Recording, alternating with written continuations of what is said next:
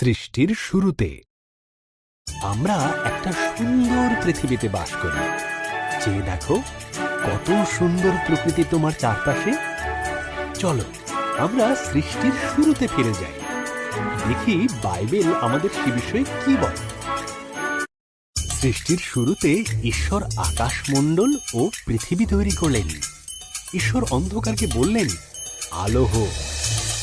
এই আলোকে তিনি নাম দিলেন দিন, আর অন্ধকারকে নাম দিলেন রাত্রি। প্রথম দিন শেষ হল।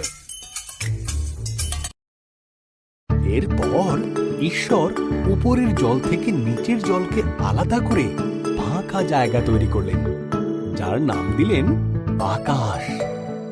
দ্বিতীয় দিন শেষ হল। ঈশ্বর সমস্ত জল একত্র করলেন, এর ফলে শুকনো জায়গা দেখা দিল। তিনি শুকনো জায়গার নাম দিলেন ভূমি, আর জমা জলের নাম দিলেন সমুদ্র। তারপর তিনি তৈরি করলেন ঘাস, শস্য ও গাছপালা। তৃতীয় দিন শেষ হল।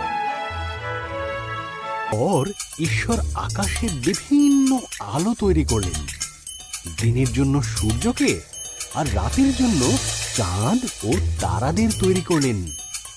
চতুর্থ দিন শেষ হল। ঈশ্বর মাছেদের সৃষ্টি করলেন জলে সাঁতার কাটার জন্য, আর পাখিদের সৃষ্টি করলেন আকাশে ওড়ার জন্য। তোমাদের সন্তান হোক, তিনি তাদের বললেন, তোমরা বংশবৃদ্ধিতে ও সুরে পৃথিবীকে ভরিয়ে দাও।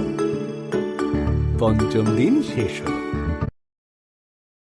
এরপর ঈশ্বর পশুদের সৃষ্টি করলেন। তিনি গৃহপালিত পশু, বন্য পশু ও সরীসৃপ প্রাণী তৈরি করলেন।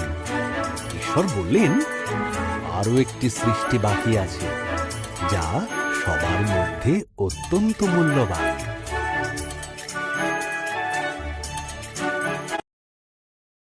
তাই তিনি নিজের মতন করে পুরুষ ও নারী সৃষ্টি করলেন।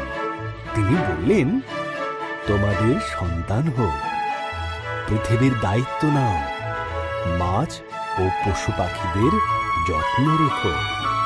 ষষ্ঠ দিন শেষ হল। দেখলেন তাঁর সমস্ত সৃষ্টিকে খুব সুন্দর।